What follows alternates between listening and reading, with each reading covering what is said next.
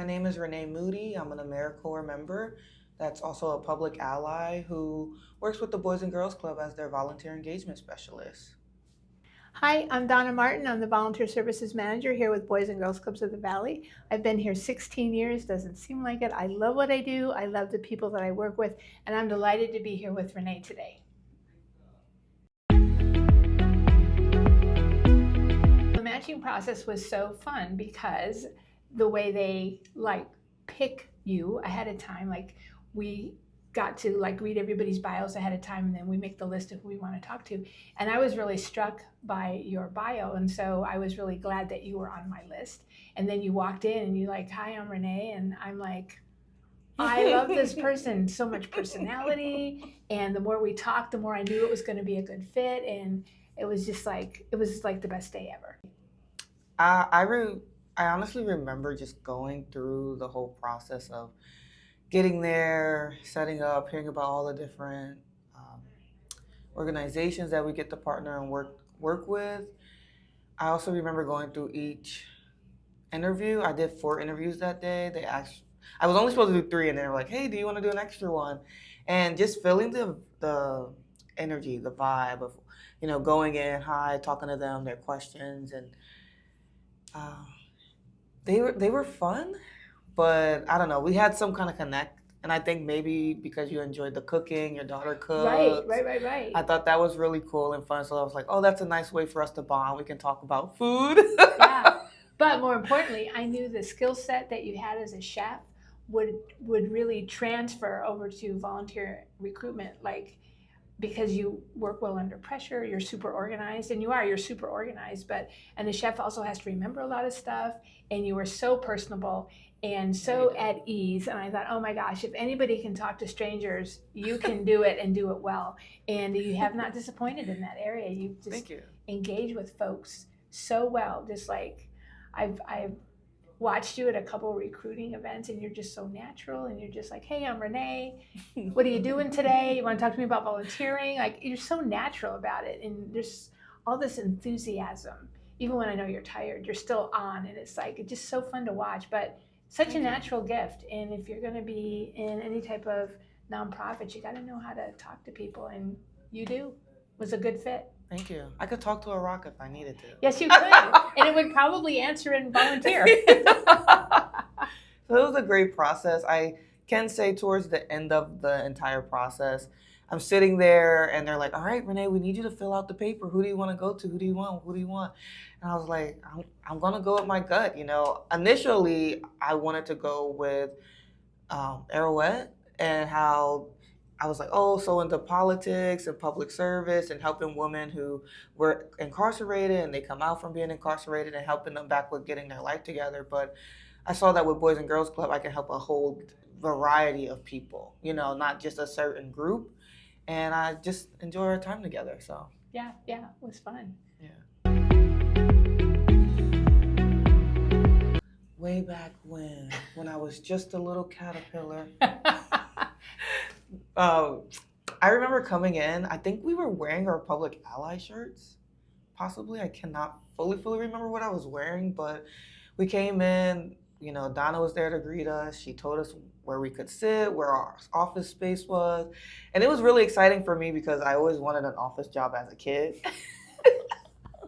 I just always thought it was cool, sit tight, walk around, laugh, have fun with everybody in the office. And they do a lot of fun, personable office things with your team. So I was looking forward to that. But I remember we went to Flower Child and we had lunch. And Donna was like, "I just want to get to know you guys better. I want to get to know you. Tell me about you.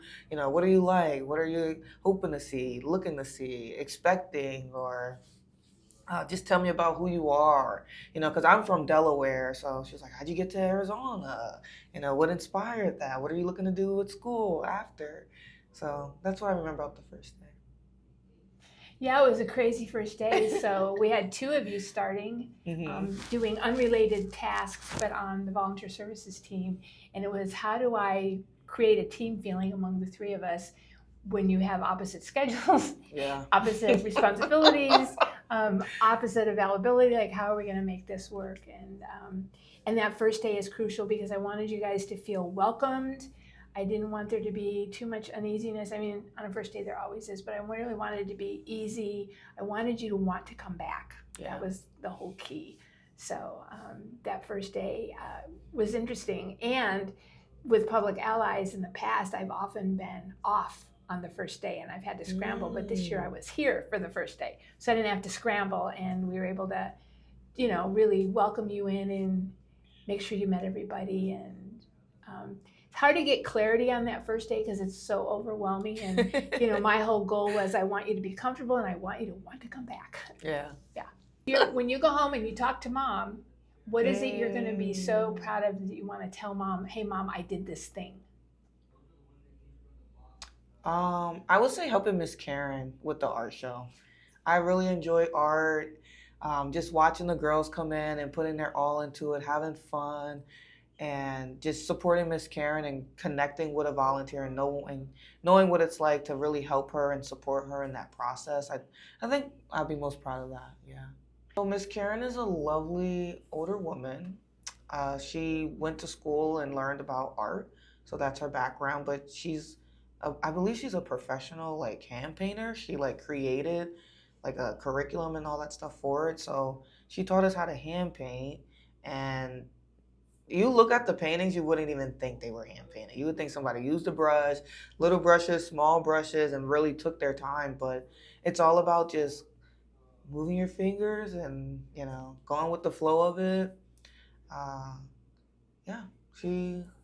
So set the scene for this. So Renee's at the club. You were working with anywhere from 6 to 8 kiddos around the table with lots of paint out on the table, and everybody's got their paint shirts on that are full of paint that rubs off on us. And Miss Karen is a wonderful volunteer, and we're so blessed to have her.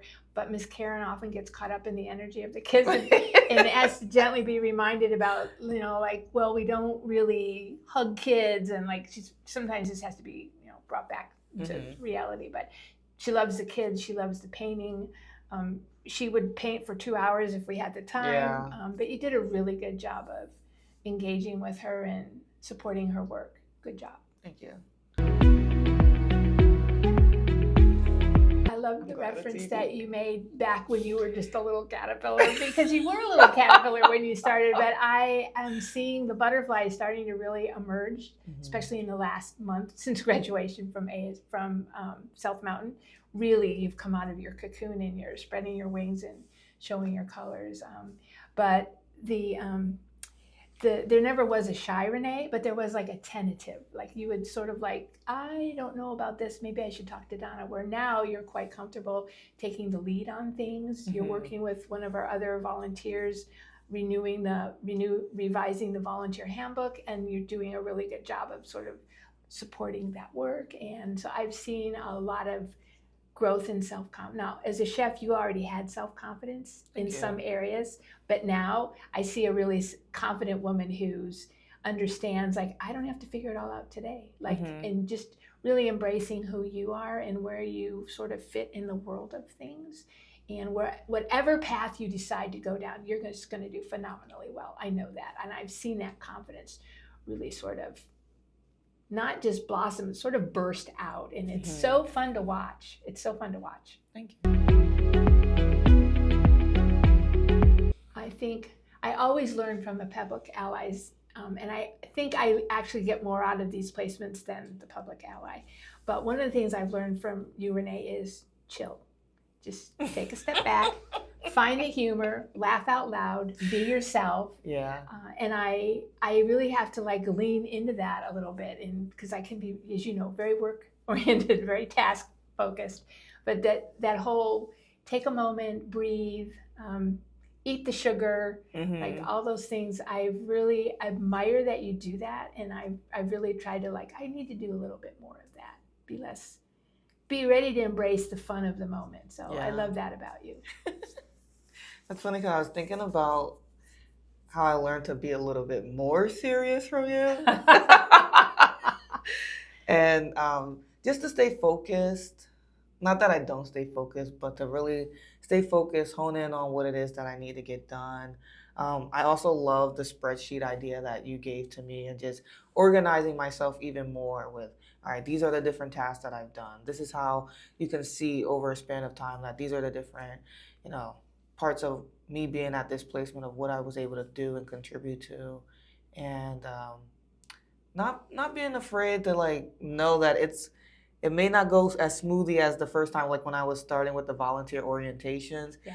and just giving myself grace with that, and learning some different tricks on slowing down and making sure you speak clearly, and it's okay. I rather them get the information than it feels rushed and then they don't know anything. Right, right.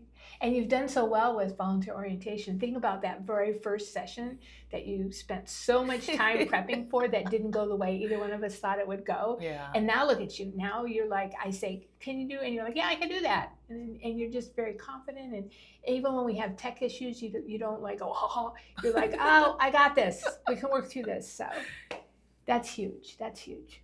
Thank you. I would say the amount of support that Donna gives me.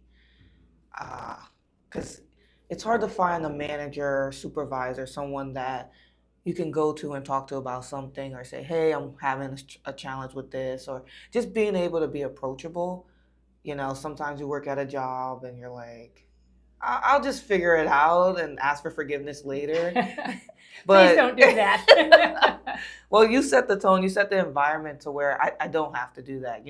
I think what also helped was the weekly check-ins or daily check-ins, actually, some of the times, when it allotted us. But I would say, yeah, just having the good support system and understanding of your supervisor. I think that not like it kind of surprised me, but it didn't surprise me in a way. So yeah, I'd say that. That's sweet. Thank you. You're welcome. Not a surprise so much as it was an affirmation. I have a process I go through when I do the selections, and I've learned over time to listen to my gut. And when I first met you, Renee, my gut was like, she's the one. She's the one. And then I interviewed Isis, and I'm like, she's the one. And I thought, I need two. I've got my two. Oh my gosh, what if they don't choose me or us? And you both did. And so we've had multiple placements before, but this is our first time doing part-times. And I think what has surprised me, I mean, I knew I was going to have to be flexible on scheduling, but what surprised me is how quickly your 15 hours a week go by. It's like, yeah, it was like, I need all this more done. 15 hours a week. It's like, so I really had to look at what's really important for these placements. What do I really need done? Not what is my wish list. What do I really need done here? So that's really been an interesting thing to work through because it's a new wrinkle for us. But I think we did okay. I think the scheduling can be a challenge, especially when the public allies are going to school full time. But I think we kept our flexibility and really were able to work in advance with things. Like I think we did well with that. Mm-hmm. We did our best to honor our commitment to flex when needed, and I think we've been able to do that. Okay, we're almost at the end of the placement, and I know we were both a little like, I don't know if we're going to get there, but we're there, right? Yeah. And we can look back, and you've done such good work with us, and you've grown so much, and I can't wait to see what does come next. So I know you're going to be at ASU finishing your degree, and I know you've got lots of questions. So right now today, where's your head? What are you thinking? I would say I'm thinking of either staying with the nonprofit, finding a way to do like community engagement. I really enjoy what I'm doing here. So I want to transition that into doing it somewhere else, or possibly everyone sees it but me. Maybe I'm running away from it, but I'm embracing it slowly but surely. Maybe even being a teacher, like 6th grade teacher. I like working with that age range of children, and possibly I wanted to try and get into like a little more tech, honestly, but yeah, probably maybe be like a technology teacher or working for a nonprofit or the city doing some sort of community engagement. Well, whatever you decide, I know you're going to do really well. Thank you. You've got what it takes. You're going to do great.